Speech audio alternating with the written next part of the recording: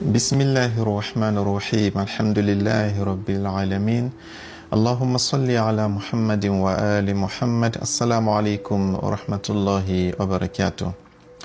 Il y a des musulmans dans ce bas monde qui font de très bonnes actions, mais qui, à la fin du monde, voient toutes leurs récompenses transférées à d'autres personnes.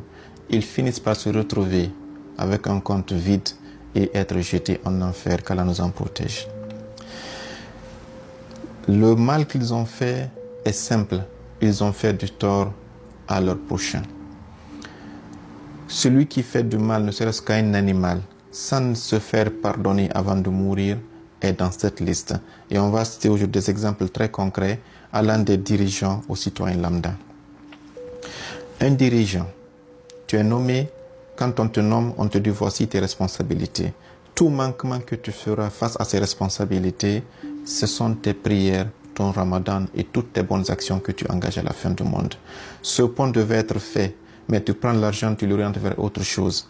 Et que ce pont-là, par son absence, il y a des manquements, il y a des gens qui souffrent. Ces souffrances-là, ils font porter plainte contre toi chez Dieu et Dieu prendra tes bonnes actions pour leur donner. La route, c'est la même chose. L'hôpital n'est pas construit, l'école n'est pas construite et des gens sont, les élèves sont les enfants n'ont pas été bien éduqués ou bien les gens n'ont pas été soignés. Des femmes en couche sont décédées parce que tu n'as pas fait ton travail. L'hôpital n'est pas équipé ou bien même si la route est faite mais tu as détourné l'argent, tu as financé qu'à moitié et la route s'est affaissée, il y a eu des accidents ou bien il y a eu des gens qui ont souffert à cause de ça. Tout ça, c'est... Toi, tu es un inspecteur.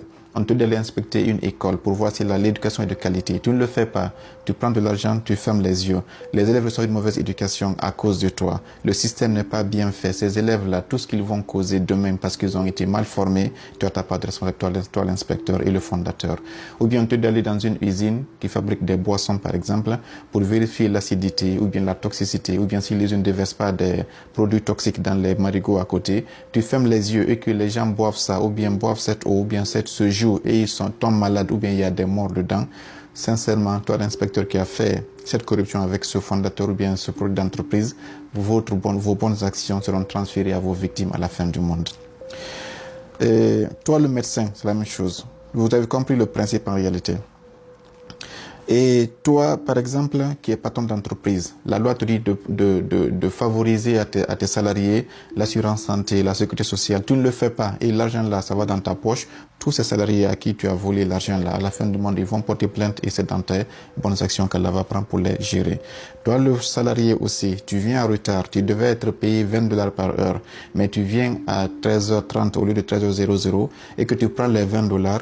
Les minutes que tu n'as pas travaillé mais dont tu as été payé, c'est un argent qui ne te revient pas. Donc à la fin du monde, c'est un hacker que tu dois rembourser aussi.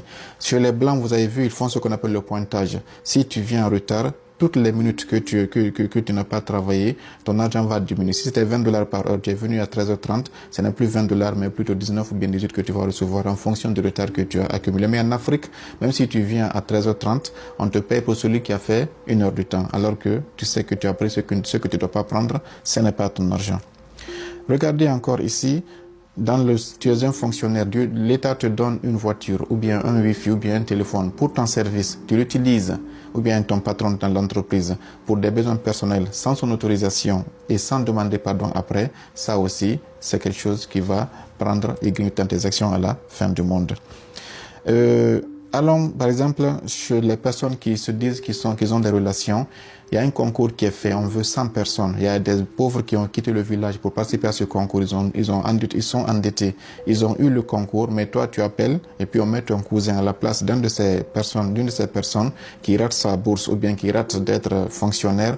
Allah va calculer tous les manquements. Si cette personne avait été engagée, sa famille allait quitter la misère, ses enfants n'allaient pas être des prostituées ou bien des drogués. Tous ces péchés-là, comme c'est toi qui es la cause, parce que tu l'as éloigné, tu as mis ton frère, parce que tu connais quelqu'un ou bien tu es un bras long, c'est hacker là aussi, c'est dans tes récompenses qu'elle va prendre.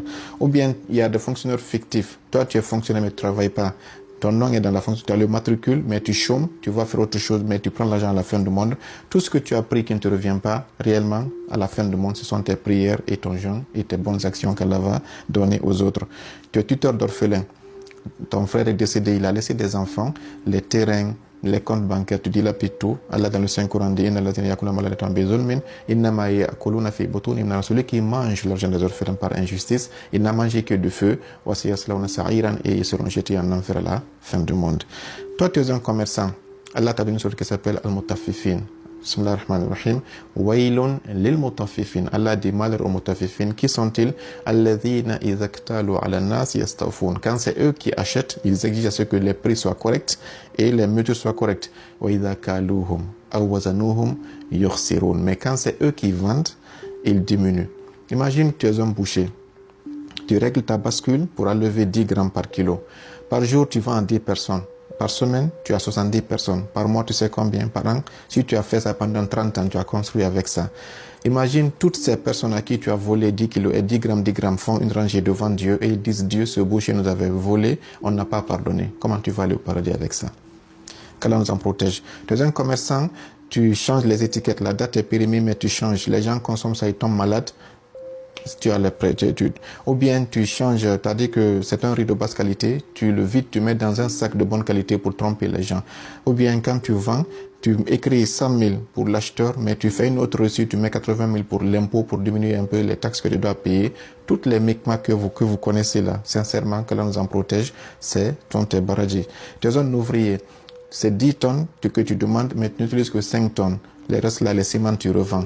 Tout ça, on connaît que tu es un citoyen lambda face à l'État de payer par exemple les impôts, l'État de payer les factures d'électricité et de courant et d'eau courante, mais tu fais des branchements clandestins. On a dit dans la vidéo précédente, ni ton ablution, ni ton janaba n'est valide parce que l'eau que tu as utilisée est une eau qui est volée.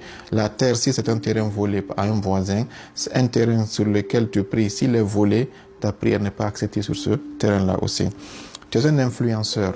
Toi qui publies des contenus, toi qui partages, toi qui like, fais tout pour que le contenu que tu fais là soit un contenu bénéfique. Mais si tu publies quelque chose qui a une influence négative sur ceux qui vont le suivre, ou tu partages quelque chose, une médisance, des injures, ou bien des actions, des dépravations des mœurs, sache que toutes les personnes qui vont suivre ces vidéos que tu as partagées, ou bien que tu as publiées, ou bien que tu as liké, si c'est toi qui as fait qu'ils ont vu ces vidéos-là, tu auras ta part de responsabilité aussi. On a vu ici une femme qui avait montré une vidéo où il y avait des gens qu'on maltraitait. Il a dit que c'est des Hausa qui brutalisaient des Ivoiriens. Il y a eu des attaques des Hausa au marché d'Anyama. Il y a eu même un mort. Et puis on a compris que c'était une vidéo qui était mensongère. C'était des rebelles avec Boko Haram, tout ça. Donc les réseaux sociaux, faites attention. Quand tu soutiens un régime, vous les mouvements de soutien, vous qui votez pour un président, si tu sais qu'il était une bonne personne, tu as voté pour elle et que par après il fait du mal, tu es épargné. Mais si tu sais que c'est une mauvaise personne, mais parce que c'est un homme de ton ethnie, tu fermes tes yeux, tu le supportes, tu votes pour lui, toutes les mauvaises actions qu'il fera quand il sera au pouvoir, tout ce que le régime là fera, des assassinats, des corruptions, tout cela, toi qui as voté, comme c'est toi, tu fais partie de ceux qui l'ont permis d'accéder au pouvoir, tu as ta part de responsabilité. Vous voyez ici, imaginez si tout ce que je viens de citer ici, si tout le monde se comportait très bien, le monde aurait été un paradis. L'islam n'a pas de pitié sur ces actions pareilles. Les torts qu'on se fait entre nous, l'islam dit que je ne le pardonnerai jamais. Vous vous demandez pardon ou vous réparez. Mais regardez par exemple, si on appliquait tout ça, le dirigeant faisait bien son travail, le commerçant faisait bien son travail, le médecin, l'enseignant, l'inspecteur, mais on aurait vécu dans un paradis. Dieu voudrait qu'on vive un paradis sur terre, mais à cause de la malice de certaines personnes qui pensent tromper le système, en réalité, Dieu dit que tu ne te fais du tort qu'à toi-même, car tout ce que tu fais du mal aux autres, les retombées reviendront sur toi. Donc, on va essayer de comprendre ici que la façon de se repentir, c'est quoi? C'est de... Imaginez, j'ai entendu une fois un président français qui est parti en Allemagne avec l'avion, il y avait sa famille dans l'avion. Ils lui ont dit que dans l'avion, c'était toi seulement qui avais les prérogatives d'aller. Tu dois payer les billets de tes enfants. Récemment, il y a eu une forme de gare, c'est en Birmanie, je pense, qui s'est écroulée. Il y a eu récemment, la semaine passée, 300 000 manifestants pour dire à ces gens-là de démissionner parce que le dirigeant qui devait bien construire cette gare ne l'a pas bien fait. Si les Blancs arrivent à respecter vraiment les Hackants, les hommes, toi le musulman, pourquoi tu ne le fais pas? Tu es le mieux placé pour respecter les droits des gens et être le meilleur ambassadeur du prophète Mohammed sallallahu alayhi wa sallam. L'islam, ce n'est pas que d'aller à la mosquée. Si tu vois, il est bien habillé, bien apparu avec le chapelet, mais il vole, il triche, il fait du mal aux autres, ce n'est pas encore un musulman. La médisance, le fait de mentir sur quelqu'un, tout ce que l'on fait aux autres, demandons pardon, car même si c'est un animal qu'on le fait, s'il n'y a pas d'excuse réelle dedans et de pardon, Allah ne pourra pas nous pardonner. Qu'Allah nous pardonne tous, qu'il nous purifie avant de mourir et qu'on ne soit pas dans cette liste qui vont regretter.